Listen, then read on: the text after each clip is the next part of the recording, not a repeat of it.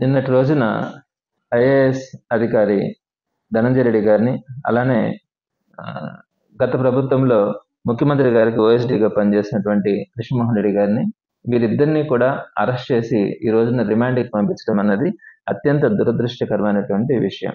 ఎందుకంటే కూటమి ప్రభుత్వం అధికారంలోకి వచ్చేటప్పుడు అనేకమైనటువంటి హామీలు ఇచ్చింది, ప్రజల్ని మభ్యపెట్టింది, ప్రజల్ని మోసం చేసింది. ఈరోజు తీరా అధికారంలోకి వచ్చిన తర్వాత ఆ హామీల గురించి అసలు ఊసే ఉండట్ల.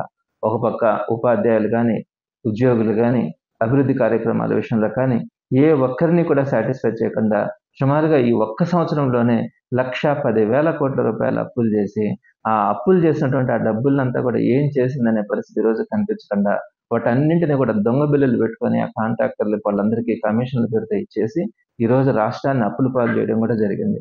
వీటన్నిటినీ ప్రశ్నించడం అంటే ఒక పక్క సంక్షేమ పథకాలకి ఎక్కడైతే ఈ పేదవాళ్ళందరూ కూడా బాధపడతా ఉన్నారు, వారందరి తరపున ప్రభుత్వాన్ని నిలదీస్తా ఉన్నారన్న ఆలోచనతో వైఎస్ఆర్సీపీ నాయకుల్ని అరెస్ట్ చేస్తా ఉన్నారు. అది మనమంతా కూడా గత సంవత్సరం రోజుల నుంచి కూడా చూస్తా ఉన్నాం. అయితే ఇప్పుడు మరింత వీరు మరొక అడుగు ముందుకేసి అధికారుల మీద కూడా, అందులో that senior IAS IPS officers మీద కూడా కేసులు పెట్టి వారిని కూడా అరెస్ట్ చేసి రిమాండ్లోకి తీసుకోవడం అంటే అత్యంత దారుణమైనటువంటి అంశం. ఇక్కడ ప్రధానంగా లిక్కర్కి సంబంధించినటువంటి ఒక ఇష్యూని తీసుకొని వచ్చి దానికి ఒక లిక్కర్ స్కామ్ అనే ఒక పేరు పెట్టి అత్యంత ట్రాన్స్పరెంట్గా జరిగినటువంటి వైఎస్ఆర్సీపీ గవర్నమెంట్లో జరిగినటువంటి ఆ లిక్కర్ ఇష్యూని ఈరోజు లిక్కర్ స్కామ్ పేరు మీద పెట్టి ఉన్నటువంటి సీనియర్ మోస్ట్ లీడర్స్ని కానీ, అదేవిధంగా ఆఫీసర్స్ని కానీ వీరందరినీ కూడా నిర్బంధించి ఇంకొకరు తెలుగుదేశం పార్టీ గురించి మాట్లాడాలంటే ఒక భయాన్ని కలిగించాలన్న ఆలోచనతో ఈరోజు ఈ లిక్కర్ ఇష్యూని ముందుకు తీసుకురావడం కూడా జరిగింది.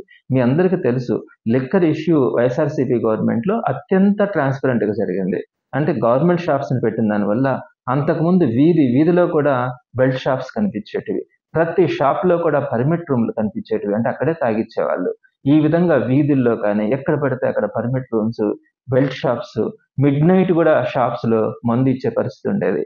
ఎక్కడైనా షాప్ దగ్గరికి వెళ్ళి ఒక నాక్ గనుక తలుపు తడితే వెంటనే కావాల్సినటువంటి మందుని బయట ఇచ్చే పరిస్థితి ఆ రోజు మనకు కనిపిస్తా ఉందండి.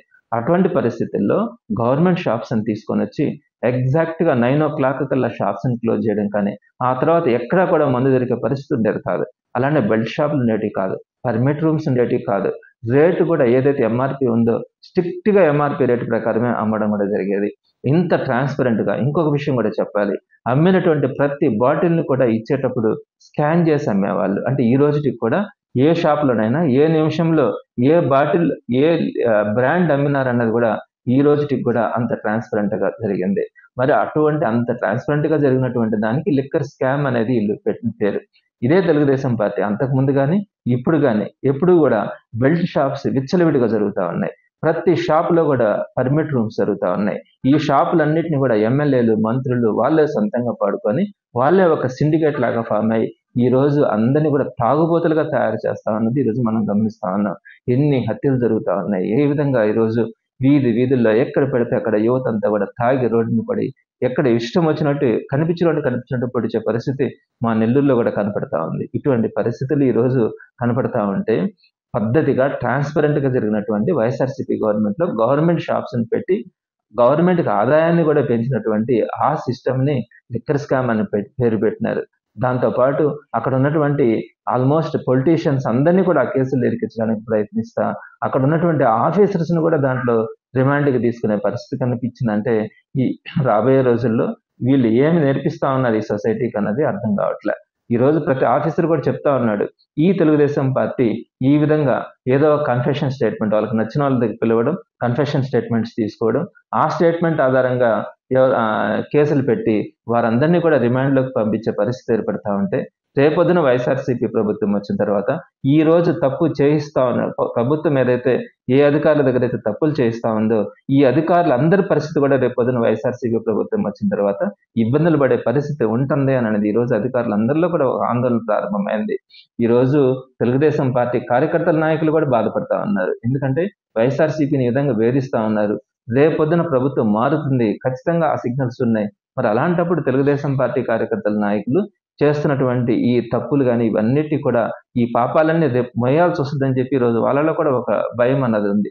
కాబట్టి తెలుగుదేశం పార్టీ అధిష్టానం కూడా ఆలోచించాలా, మరి ఇంత విచ్చలవిడితనం పనికిరాదు. ఎప్పుడు కూడా ప్రభుత్వాన్ని ప్రశ్నిస్తా ఉన్నారు. ప్రజల పక్షాన పోరాడుతా ఉన్నటువంటి వైఎస్ఆర్‌సీపీని ఈ విధంగా నిర్బంధించాలని, ఆ రోజు పనిచేసినటువంటి అధికారులందరినీ కూడా నిర్బంధించాలనే ఆలోచనతో ముందుకెళ్తే, దీన్ని ప్రజాస్వామ్యం అనము, నియంతృత్వము. ఈ నియంతృత్వం జరిగినప్పుడు ప్రజల్లో ఒక తిరుగుబాటొస్తది. ఆ తిరుగుబాటొచ్చినప్పుడు పెద్ద పెద్ద ప్రభుత్వాలు కూడా కూలిపోతాయి. మరి గమనించుకోవాలా, ఈరోజు కృష్ణమోహన్ రెడ్డి గారిని గాని, ధనంజయ రెడ్డి గారిని గాని, అలాంటి సీనియర్ ఆఫీసర్స్‌ని అరెస్ట్ చేయడం అన్నది ఈరోజు ప్రజల్లో ప్రతి ఒక్కరు కూడా వేదన చెందుతా ఉన్నారు. ఇది మంచి సంప్రదాయం కాదని వైఎస్ఆర్‌సీపీ తరపున కూడా ఈ చేసినటువంటి ఈ అక్రమ అరెస్టులని తీవ్రంగా ఖండిస్తా ఉన్నాం.